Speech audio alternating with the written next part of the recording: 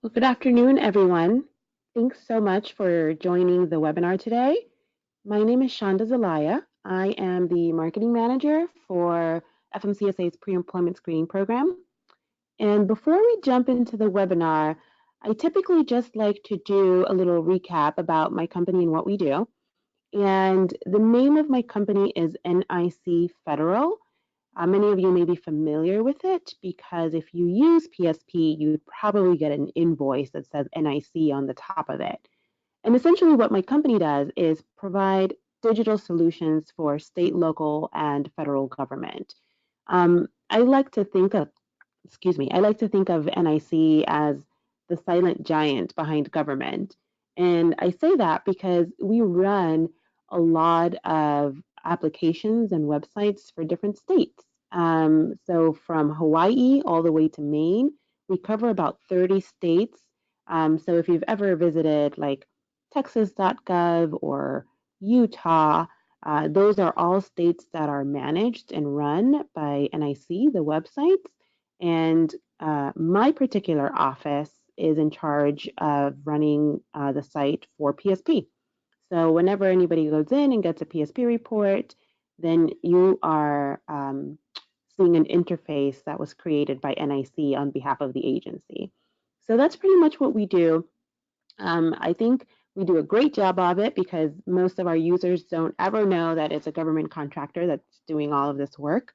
And we want the credit to go to our partners. So it's a great company to be with, and I'm very happy that you guys are joining me today to discuss PSP.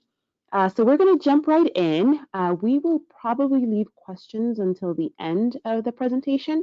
There should be a chat box or a chat feature. So if anybody has any questions, feel free to type your question in there, and I'll do my best to try to get to all of them. All right. So with that said, I wanted to talk a little bit.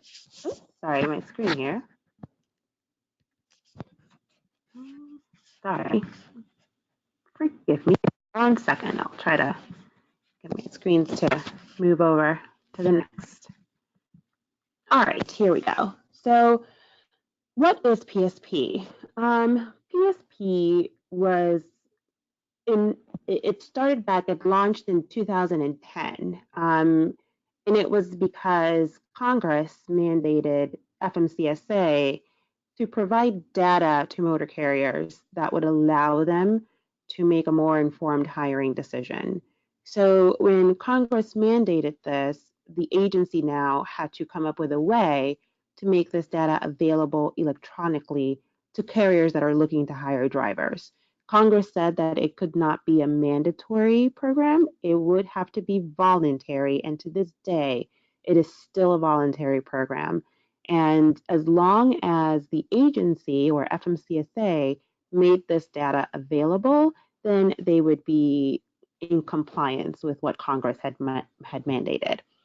Congress also said that in order for them to pull this information, the driver must be provided, or they must provide the authorization for a company to do so. So these were all items that were placed in the law when PSP started. And if any of you use PSP, you will know that this is still the case today. Safety Lou was the law that was set in place by Congress. So if you ever research Safety Lou and that mandate, you will see language in there about PSP. They did this with the intent of increasing safety on our nation's roadways. And like I mentioned, it was also with the intent of helping companies make better informed decisions on their new hires.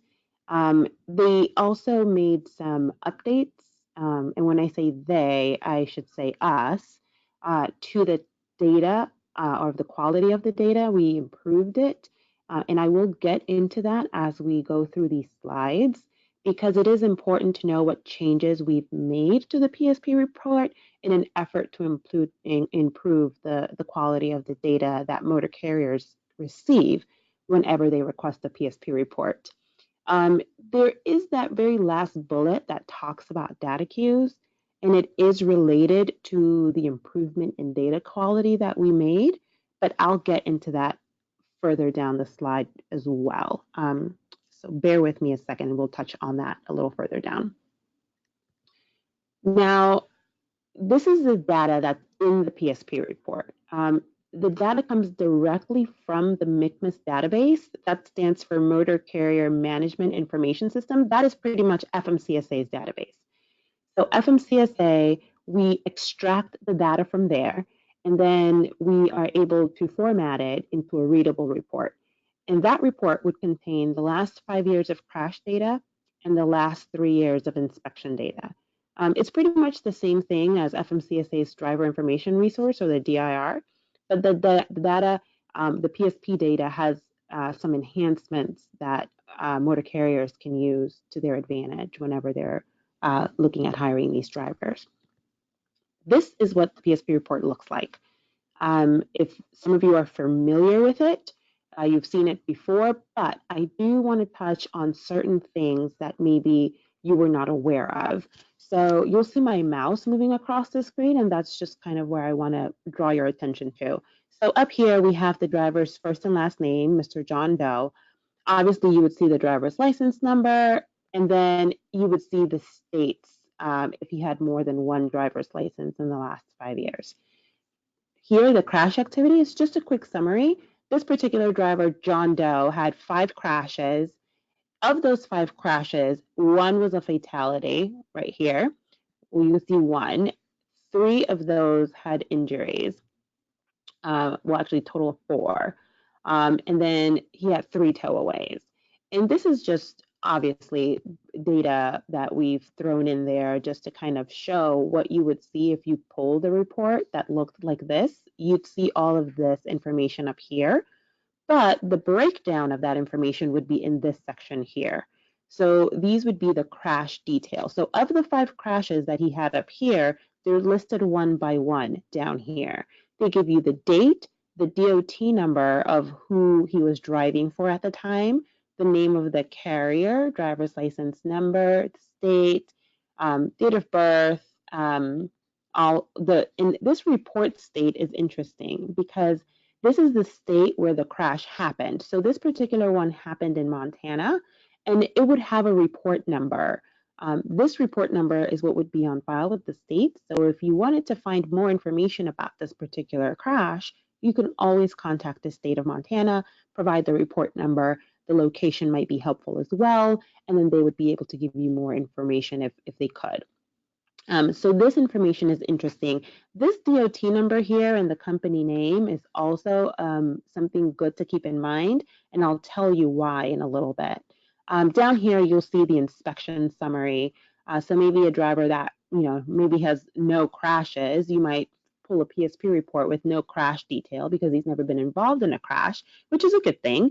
But then you might have information in the inspection history because he has been inspected before. So these would be the details of the inspection. Here, again, the date, DOT number, the name of the carrier. You'd have the driver's name, driver's license date, date of birth. Again, report state. So same like in crashes. This is the state where the inspection was done, and this is a report number as to the details on that inspection. It'll list if it was hazmat or not, and then the level of inspection. Now here, you'll notice that this John Doe, in this particular inspection, it says here that it was a co-driver. Now, this here is useful for those of you that run any team operations. And this is also one of those data enhancements that we made to the PSP report. So before, whenever John Doe was pulled over, let's say, for example, and an inspection was done on John Doe, if he had a co-driver and his co-driver's logbooks were not up to par, there was no way for the officer to decipher in the state system that the violation for the incorrect logbooks was for the co-driver.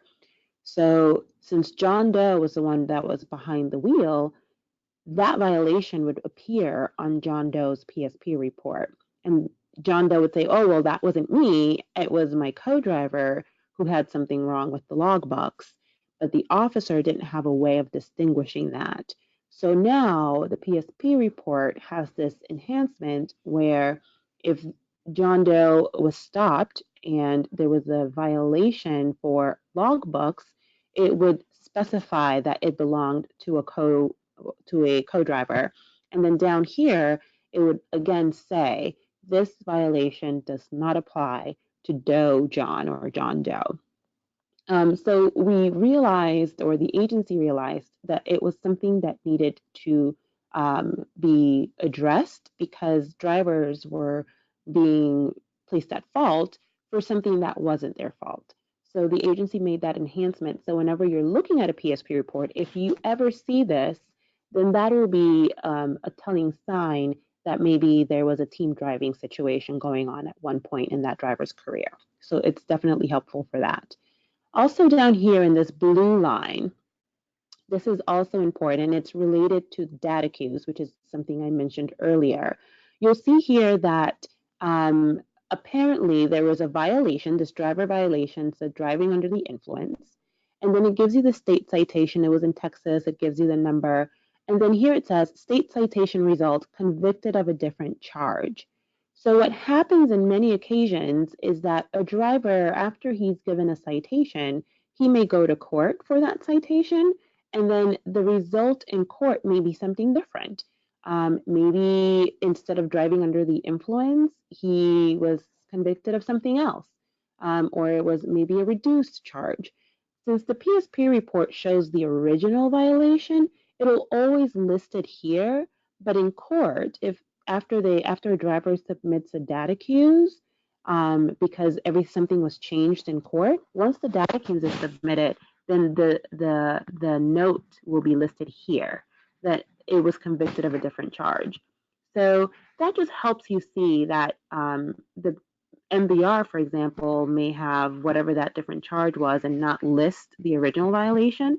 The PSP report will always have the original violation, but then it will let you know that he was, convicted of a different charge. So the MVR may show a little something different. So that's also useful whenever you're looking at evaluating a driver, just to see the full picture.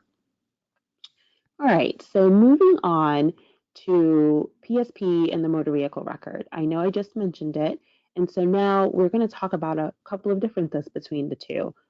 We always get asked, what is the difference between the PSP and the MVR? If I pull an MVR, why do I need to have a PSP? Aren't they the same thing? So we'll touch on some key points here about both reports. So first point here, an MVR shows the driver's convictions. And that's what I just mentioned. When a driver goes to court, a judge makes a decision, and whether he's going to throw out a case or he's going to convict him of a different charge, or if he's going to convict him of whatever he was charged with.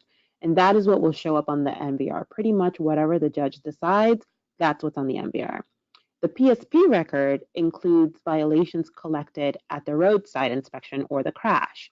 So whenever there's an inspection or there's an accident, the officer that is on site has to enter that data into the state's database. And whatever is happening if he was, had a violation for being overweight, or it was a violation for being under the influence, whatever the officer finds at the roadside is what he enters into the state's database. Then the states send that once a month approximately to FMCSA's database, and then that's what shows up on the report. So it's never a conviction. It's pretty much just a record of an occurrence. Anything that has happened at the roadside during the inspection or a crash is what will go on the PSP report. The third point here talks about citations.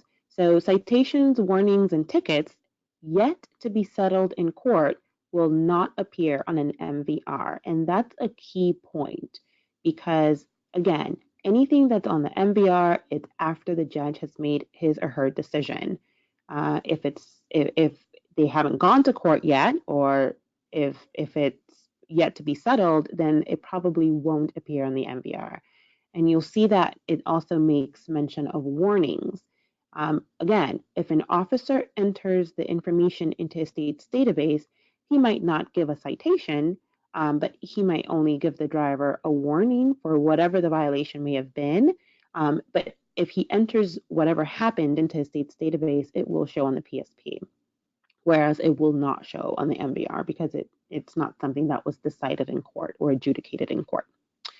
And then the last point says a driver's PSP will show violations regardless of the conviction result, which is what I showed you in the previous slide, where you can tell that I'll go back just so you guys can see here. So here's the original violation, and this is where it shows that he was convicted of a different charge because it was adjudicated. So PSP will always show your original violation, even though the MVR will only show what they were convicted of. Some other points between PSP and MVRs are that states are responsible for maintaining motor vehicle records. And some of you may have experience with this. Every state does it differently. So some states update their information or their data rather quickly. Other states may take a little longer. So it just varies on each state. Now, the conviction data that's posted periodically to a motor vehicle record will depend on each state's unique process, which is what I just mentioned. In regards to PSP, the FMCSA manages the inspection and violation data. That is what is on the MICMIS system. So like I said, we take that data and put it into a report, and it's updated on a monthly basis. And then the last point here, the PSP report will show the original violation when a citation has been adjudicated and has resulted in a conviction of a different charge. So these are just some key points with the differences between the MVR and PSP. And our experience has been that when we talk to other motor carriers that use PSP, we typically hear the same thing. They'll say, hey, had I not pulled a PSP report, there would have been information that I would have missed because I didn't see it on the MVR. So I think that the PSP and the MVR complement each other well. So I don't mean to say that the PSP is better than the MVR in any way, shape, or form, but it's a complement to the MVR. I think with both reports, motor carriers can get a full picture of who they're putting behind the wheel. At the end of the day, you want to make sure we have safe drivers on the road because it can affect lives, it can affect your business, it can affect so many different things. And so being able to have a full picture of the driver that you're looking to hire onto your company is definitely something that everybody should make use of. Now, discussing the importance of PSP, the first point here states that PSP helps FMCSA and you, in other words, motor carriers, make our roads safe. It can help get your cargo to its destination safely and on time, and it can help keep your business running.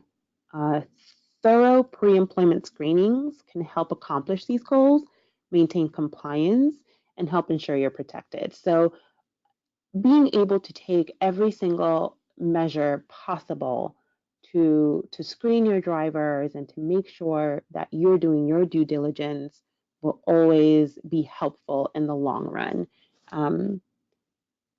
Cutting corners may not necessarily be the best business what's the word I'm looking for? Decision, but being able to be thorough and dotting your I's and crossing your T's is definitely something that's recommended at all times. This here was a finding from the National Transportation Safety Board, or the NTSB. They had conducted an investigation back in November of 2016 after a fatal accident in Chattanooga. And the investigation pretty much identified PSP as a useful tool to help make sound hiring decisions. So I think there's some data out there on this accident. If you were to Google it or look it up and read it, you could probably see some of their findings. But essentially, this driver or the company, that hired this driver did not use PSP at the time. And the NTSB concluded that had they used PSP, they maybe wouldn't have offered employment to this driver. So the NTSB decided, or they concluded, that PSP was definitely a useful tool to help carriers out there when they're looking at hiring these drivers. So that was nice to hear from an outside source that was investigating this this fatal accident on PSP, and it was great to know that it is making a difference and it is helping make our roads safer. So that was also something great for the agency to hear. So that's why we continue with our efforts on education and outreach for PSP, because we have come to the conclusion that it does help make our roads safer. Now, this is some steps on how to use the PSP program. Um, Requesting this report that I showed you earlier, it's pretty simple, it's pretty straightforward. You only need 4 pieces of information, and they're all found on the driver's license itself. So their name, the driver's name, date of birth, driver's license number, driver's license state. That's pretty much all the information that you need. But always keep in mind that you want to get the data for any driver's license a driver may have had in the last 5 years. And I mean by that is if I live in Virginia, so I have a Virginia driver's license, but if I move to Oklahoma, I'll probably get an Oklahoma driver's license. So whenever you're pulling a PSP report, you just want to make sure you have all driver's license numbers available. Now here's some tips for pulling a PSP report, and this might be very useful for those of you that already use PSP. There might be some little tips and tricks that you may not know of that we'll go through in the slides. So first and foremost, we are going to discuss hyphenated names. There's lots of drivers that maybe have 2 last names and they're shown that way on the driver's license.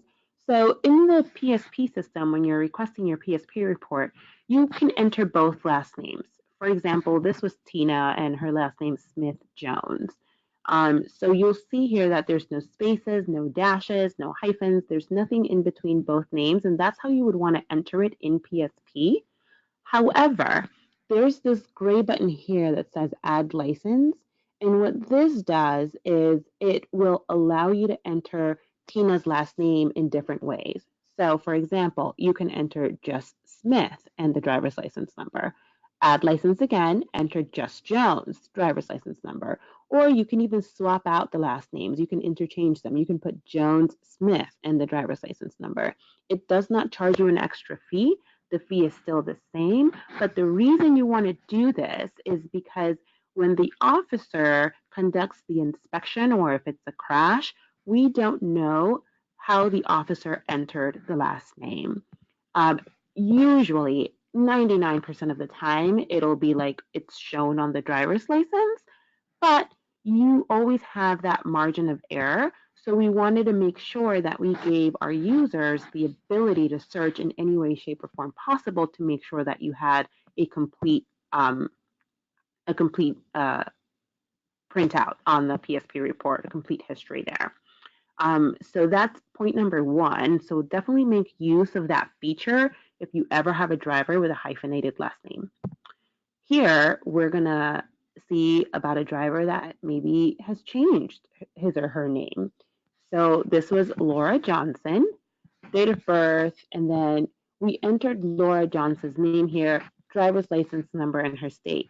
But let's say Laura got married, and Laura then changed her name to her husband's last name. So she was now Fredrickson. Same driver's license number, but different last name. Again, you can use this add license feature to do that. So that's also a question you may want to ask any of your applicants. Have you changed your name in the last 5 years? Because that will also be helpful information for you to enter on the PSP report to get a full history. Okay. Now, moving on to the next thing you can do when you're requesting a report is for a driver that has multiple driver's licenses. This also happens. Like I said, if a driver moves from one state to another, you'll have a new driver's license number. So same example, Laura Johnson here. Again, no hyphenated name. She hasn't changed her last name. So we just have one last name here for her, but we have 3 different licenses from 3 different states. So again, add license, and you would just enter every single driver's license number there. So let's say this same Laura Johnson had gotten married and had moved 3 different times in the last 5 years. So you could use this add license feature and enter her married name with these 3 driver's license numbers. And the same would be if Laura Johnson had hyphenated that last name and then she got married. So you could use this add license feature. You could enter 20 variations if you needed to of driver's license numbers as well as last names to get a full history on the driver. And again, it would still cost the same fee. It's no additional fee to use this feature more. So I think it's really beneficial, and it's something that a lot of our carriers may not know about. And if you didn't know about that, then definitely start making use of that now. It'll be a good add-on to your process. All right, well, that's highlighting the driver's license number there. Now let's get into some of the DataQs issues that I had talked about earlier. Because PSP is a report, we cannot manipulate the data. Once the data is entered into the MCMIS database, we don't have the ability of changing that. The only way that something can be changed is through submitting a DataQs request. I'm sure that many of you are probably familiar with DataQs and how you submit those requests. And you've probably done this process many times. But it's also good to know that drivers can do this as well. So if a driver pulls his or her PSP report and maybe there's something that was thrown out of court, or maybe there's something that's entered incorrectly, or something that's just not right on the PSP report, drivers can also file for a DataQs or a request for data review. So this is the mechanism that FMCSA provides for fixing these discrepancies on the PSP report.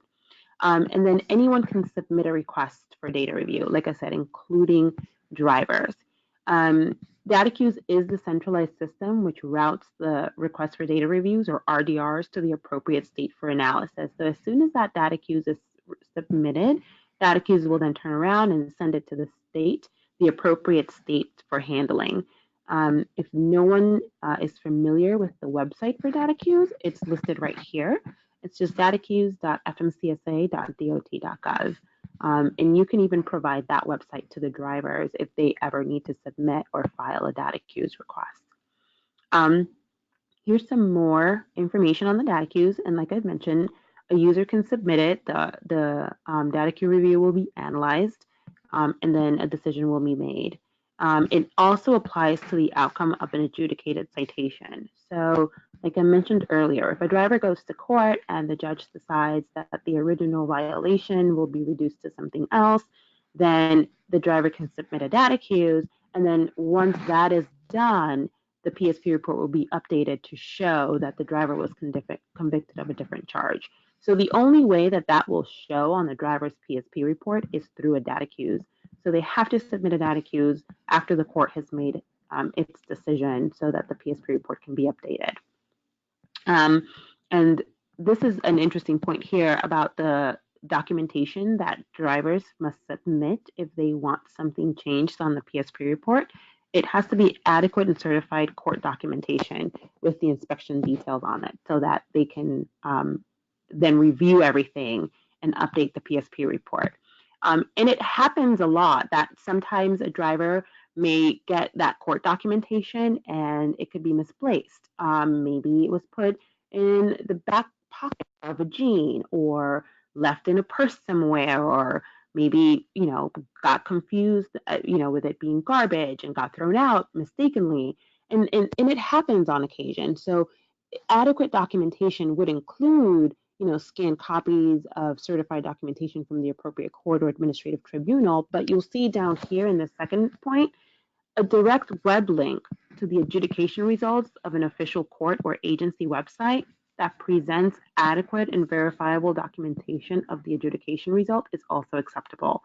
So if there are no actual documents, paper documents that a driver may have to submit, if they can provide a web address where DataQs can go and verify this information, that will also be considered adequate documentation. So it's something that you might be able to help your driver see, or maybe you yourself if you've ever needed to do that, and that will also be helpful. All right, let's talk a little bit about the disclosure and authorization form. And this is that one document that the drivers have to sign, allowing the company to pull the PSP report. So given that PSPs are only pulled on a pre-employment basis, a driver or a potential hire would need to authorize your company to do so. And this is a requirement by FMCSA. So FMCSA requires that anyone requesting a driver's PSP records has to use a specific disclosure and authorization form. That form is available on our website, and anybody can go into the FAQs section and type in disclosure and authorization form, and it'll show where you can click on a link and print the PDF from there. The language has to be as is. It cannot be combined with anything else. It cannot be modified in any way. It has to be the exact language that is on that form. And that form, like I said, has got to be a standalone form. It is okay if you have this form on your website. A lot of companies do electronic applications, and they will have drivers sign the form online as they're filling out their applications. So that is okay as well, as long as the form is by itself and not combined with any other language, then that's perfectly fine for you to do. And just be able to access that form or those records for the next 3 years after that PSP report has been requested. Something I should also mention is that when you are doing these PSP requests and you're having the driver sign these forms, even if the driver is not hired, you should always keep the disclosure and authorization form for 3 years, because those forms are subject to audit, which is the second point that you'll see here. We conduct monthly audits to verify that companies are in compliance with this requirement from FMCSA. So again, when you're requesting a PSP report, even if you decide to not offer employment to this driver, you must keep the form for 3 years in your files. In the event that you were selected for an audit, then we would ask you to provide us the form for John Doe, and we would tell you, we would select which drivers we would be needing the forms for. The audit is done at random, so it's all system generated, and it would send a notification to the main contact on the account. So it's pretty simple. It's not difficult, but you'd be surprised at some of the things that we see when it comes to audit. So as long as you have the driver sign the form, hold on to it for 3 years, then you should be good to go. All right. So we're going to talk just briefly about how PSP has been able to improve safety in our nation's roadways. And this is just based on a study that was done about PSP.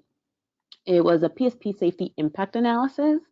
And what it did was it took 2 groups of carriers. One group was a group of carriers that used PSP, and the other one was of non-PSP carriers. And after the study concluded, the agency found that there was a decline in both groups when it came to out-of-service rates and crashes. Both groups did experience a decline, which was a good thing. However, when they compared the carriers using PSP to the ones that were not using PSP, they noticed that those who were using the PSP report or program experienced more of a decline in their crashes and out-of-service rates. Down there at the bottom, you'll see a pretty long link that leads you to the full PSP safety impact analysis, and it gives you the breakdown of what the results showed. The next slide here, I'm going to give you some numbers, and you'll be able to see what some of those declines were. So they divided the study by driver class size, and you'll notice there that it ranged from 1 to 5, 6 to 20, 21 to 100, and over 100. And these were the percentages in their crash reductions. Overall, when you average them out, for out-of-service rates are here, and these were crashes, averaged out, those that were using PSP experienced more of a decline by 8%, or 8% more of a decline and in crashes, and 17.2% more of a reduction in out-of-service rates. So that told the agency that PSP was helping. It was reducing crashes. It was reducing out-of-service rate. It was increasing safety. So that's when the agency decided to continue on with the program and the outreach and education of PSP because the results showed that it was helping. So if you're interested in enrolling, the process is pretty simple. You would visit this website right here, www.psp.fmcsa.dot.gov, and we have an online enrollment wizard. So it's pretty simple. You just type in all of your information, and then you would typically receive a response within 24 to 48 hours. Sometimes it could be a little more depending on volume, but typically it's a pretty quick turnaround, and you should be able to begin using the program rather quickly. There is a cost associated with PSP, and here we kind of see what that cost is. Every time you request a PSP report, it's $10 per request. And then there is an annual subscription fee. If you have 1 to 99 power units in your fleet, you would be looking at $25 a year. For carriers that have over 100 power units, it would be $100 a year. So that's the subscription fee, the annual subscription fee, and then just $10 every time you pull the report. That $10 is not payable immediately upon requesting the report. You would get a monthly invoice. So at the end of the month, if you pulled 5 reports, you'll get an invoice for $50. And we have the ability to set you up to have it be automatically withdrawn from either a bank account or automatically charged to a credit card, or you can just pay by check, whatever is easiest for you. This is what the online enrollment wizard looks like. So when you go to the website, this is the blue button you would look for, and then you would just enroll into the program. This is just some contact information. If you needed to reach us at any way, shape, or form, you would inquire here with the PSP help team. You can email or call. We're open till 6 p.m. Eastern time. So any questions or concerns, you're more than welcome to contact us there. This is our website again, where you would find the enrollment wizard. Twitter account down here. And then on the next page here is my contact information. So you are more than welcome to shoot me an email or contact me at any time if you have any questions about the program, or if you have any questions that you'd like answered, I'd be happy to help. So with that, I am going to wrap this up and up for any questions. You can feel free to type some things up in the chat, and I'll be happy to answer any questions anybody may have. Shonda, I think that you have a couple questions in your chat. Oh, sure. Yeah, so I see here from Lori Baker, odds are that drivers will not know his driver's license number from a previous state license. Is there a way to do a general search by state? So Lori, not that I know of. I'm inclined to think that maybe SIDLess may be able to help with that. It's been my experience from talking to our customer service team that when they talk to drivers about their previous driver's licenses, many of them know it by heart. But I don't know that there's a general search where you could go by state and find that information out. The best would be to ask. Most drivers will be forthcoming and say, oh yeah, I had a driver's license in Ohio 2 years ago. If they don't know that number, there are probably ways of them to getting it. So they probably have a way of getting it to you if they contact their Ohio DMV or something like that. So that would be my suggestion there. Here's another question. From Amy Stewart, thank you for your presentation. What is the date of the most recent PSP release authorization form? So the latest date was December of 2015. That was the most recent one. Yeah, December of 2015 was when we made the latest update to the form. And that's what's on our website as well. So if you need to jump over there and grab it, you would just go to our FAQs, type in disclosure and authorization form, and you'll see a link come up where you can click it and just kind of confirm and verify that you have the same one. Right? One more. Let's see. Brian Griffith, do you provide motor carriers with any guidance on FCRA compliance when they make an employment decision on the basis of information contained in PSP? We don't. We do not provide any guidance on FCRA compliance, unfortunately. We can only provide the data, and then it would be up to the carriers to determine whether the information on that report would make a driver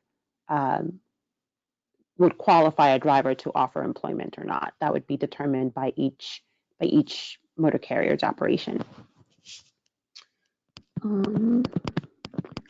Okay, one more question here from Candy Coat.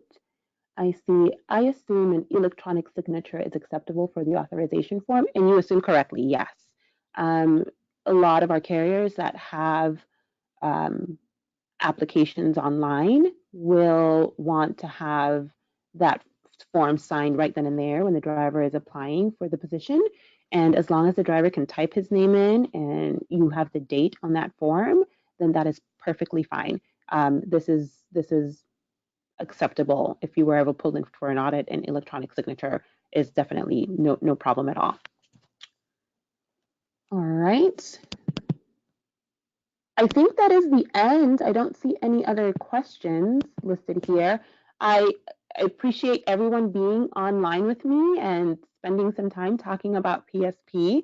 Again, if you do think of any other questions later on, sometimes it takes a day or two and you're like, oh, I should have asked that. Feel free to email me. I'll put my email information back in here in case anybody wants to jot it down. Oops, one's too far. If you want to jot down my email address, then feel free to shoot me an email with any other questions that you may have. I'll be happy to help out. But aside from that, I thank you so much for your time, and thanks Sam with the Ohio Trucking Association for having me. I enjoyed our webinar today. Oh wait, one more question just popped in. Sorry. Tim Livingston, can the report be ran on a current driver? The answer is no. So PSP, when legislation was written, Congress said that it could only be done on a pre-employment basis. So PSP reports should only be run by companies on drivers whenever they're looking at hiring them, not when they have become a current, when they are a current driver for the company. Okay. Thanks. That was thanks for asking. All right, I think we're done. So Sam, I'll turn it over to you in case there's any any wrap-up comments that you want to make. Nope, that is all we have, and thank you guys for attending. Thank you all. Have a good day.